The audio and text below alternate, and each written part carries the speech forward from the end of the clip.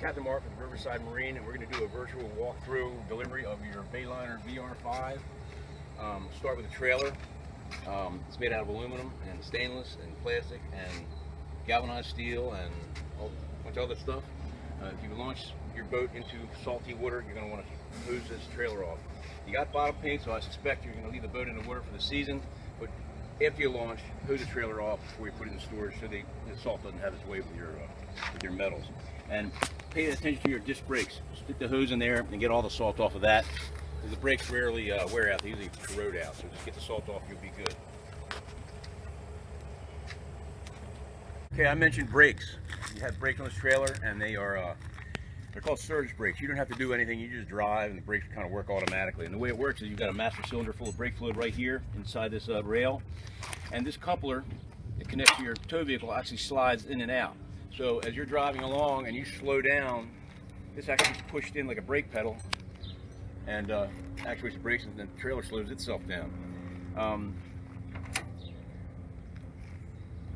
Which is a good thing, but backing up can be a problem. So you have this fifth wire, okay, in addition to your light wires, that hooks up to your backup lights. You put your truck in reverse, it sends a charge down here to a device that locks the brakes out, so you can back up the trailer without the brakes going on.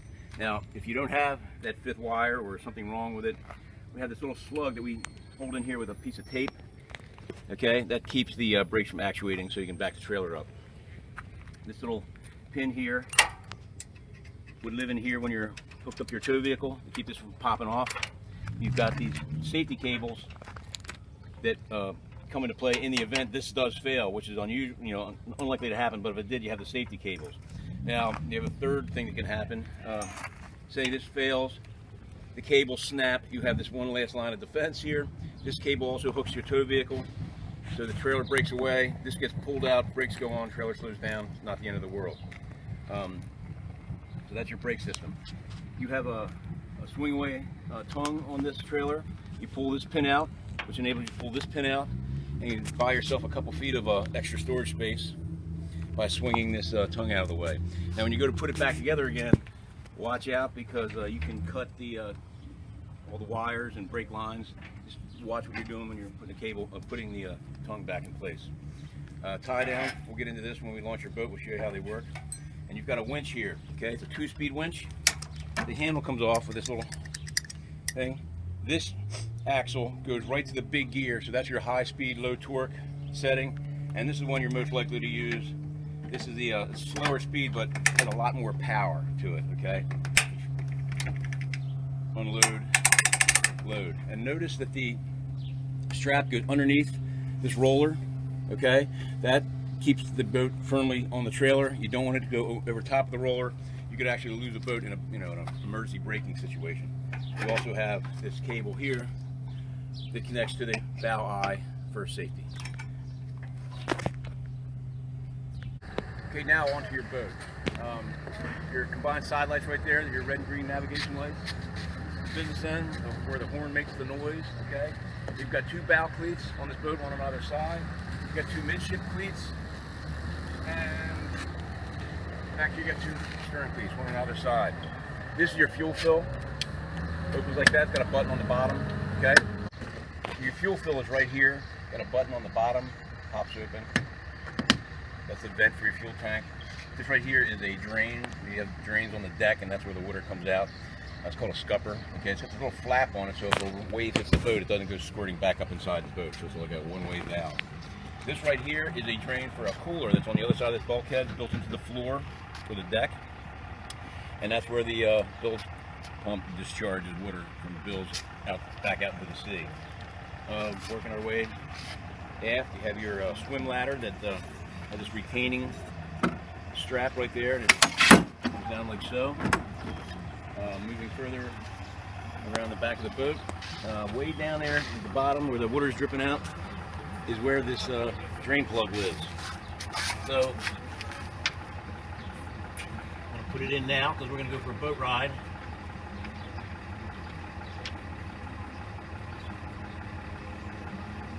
So in the off season, when you're not using your boat, in the winter time, whatever, you take that drain plug out. So whatever water gets in the boat even if it's covered up, water's going to get in there somehow.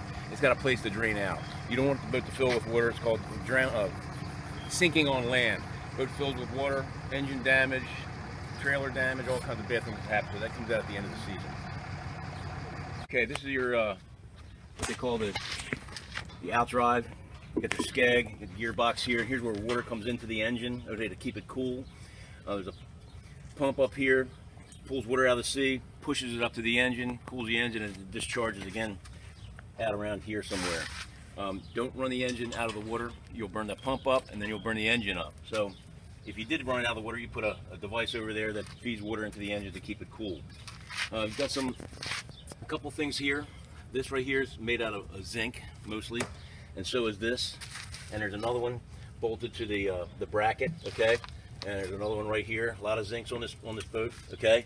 The purpose of that is they're sacrificial. They're the least noble of all these metals that comprise the lower unit, and these will dissolve over time in salt water, so that this doesn't dissolve. Okay, this is the weakest point. That's where the corrosion is going to go. So when your mechanic says in a couple of years you need new zincs, that's what he's referring to.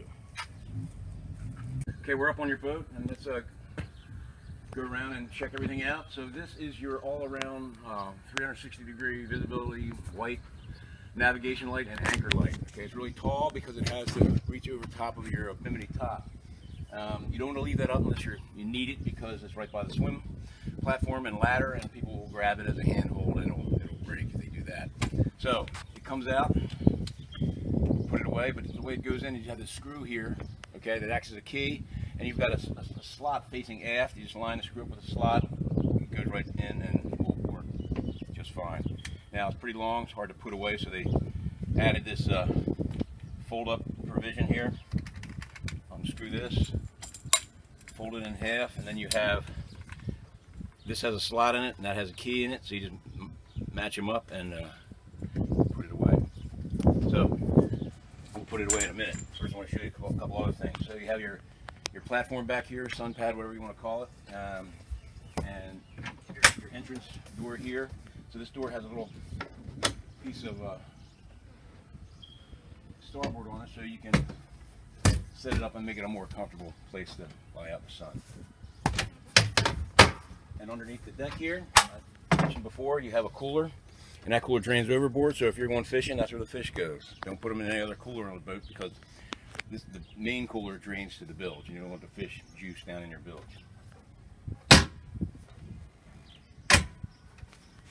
Okay, and this is the cooler you don't want to put fish in, because that drains to the bilge. Okay, that's just for drinks and whatnot. Behind the cooler, have your engine.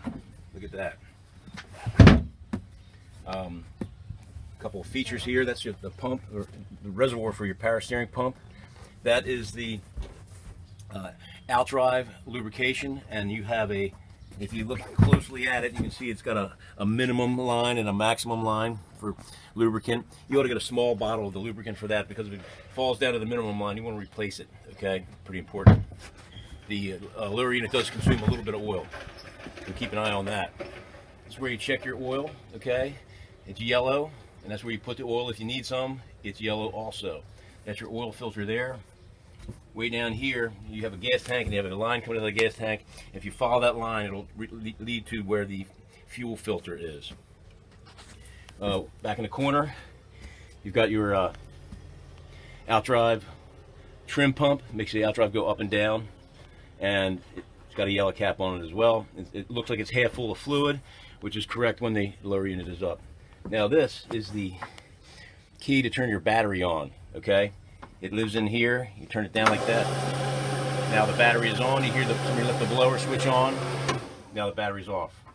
So I'm going to get a piece of string and tie this to these wires here, so if you drop it, it doesn't fall down and go under the engine, never to be seen again, and you ruin your boating day. Okay, so when you take possession of the boat, it'll have a piece of string tied to it.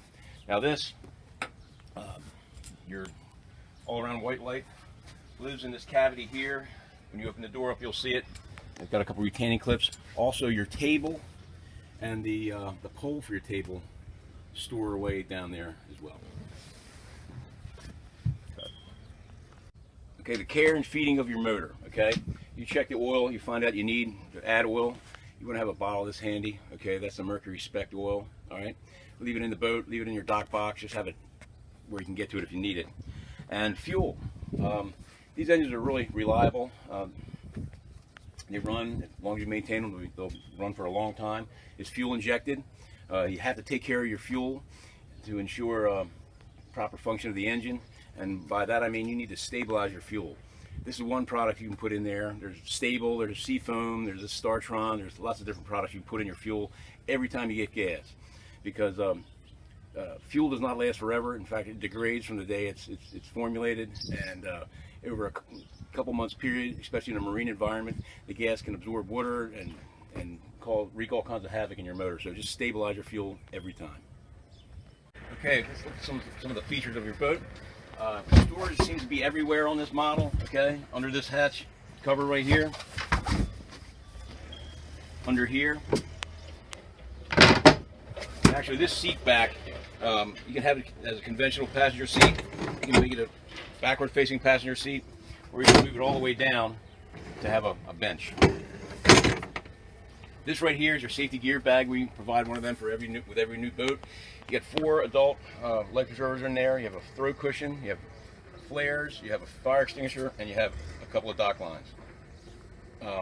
Moving forward, you have a little place to store things here. Under this hatch is a pretty big storage compartment. And in it right now are your boat covers. We'll cover the boat up and have it ready for you to hook up to your tow vehicle and drive home with tomorrow when you pick your boat up. This hatch goes all the way up to that forward bulkhead, so you can put long skis in there, fishing poles, what have you.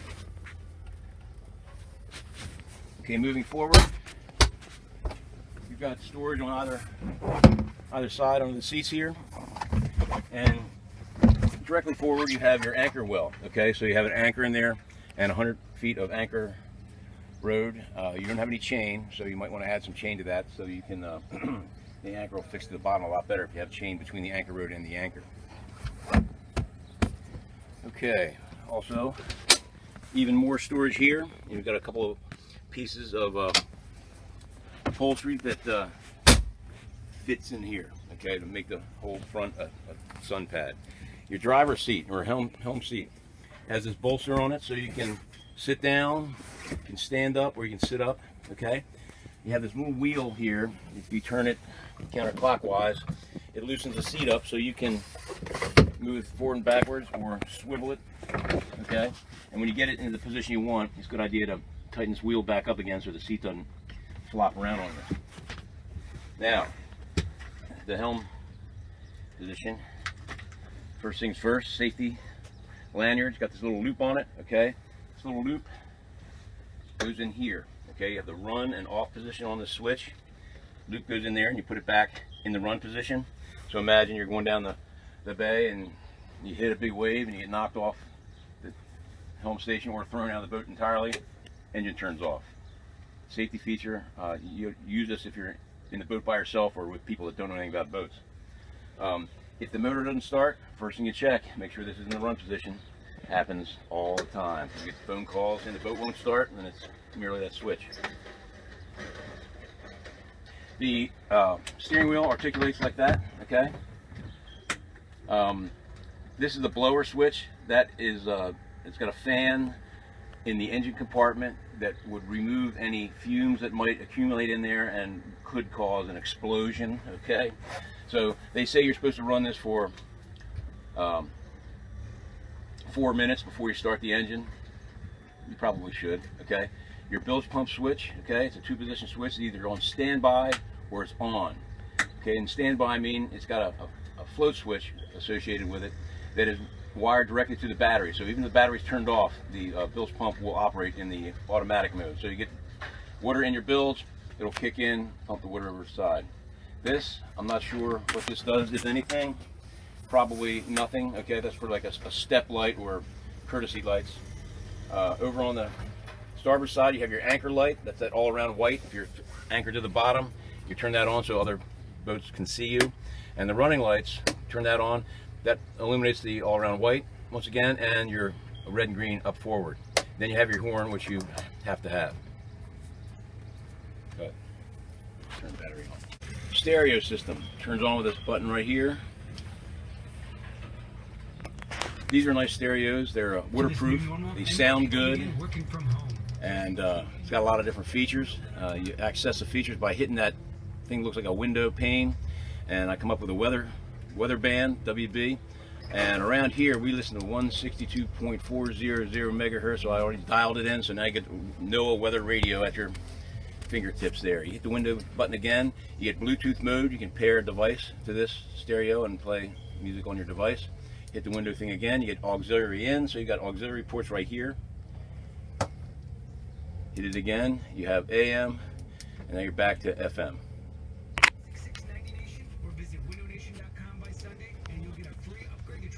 There we go.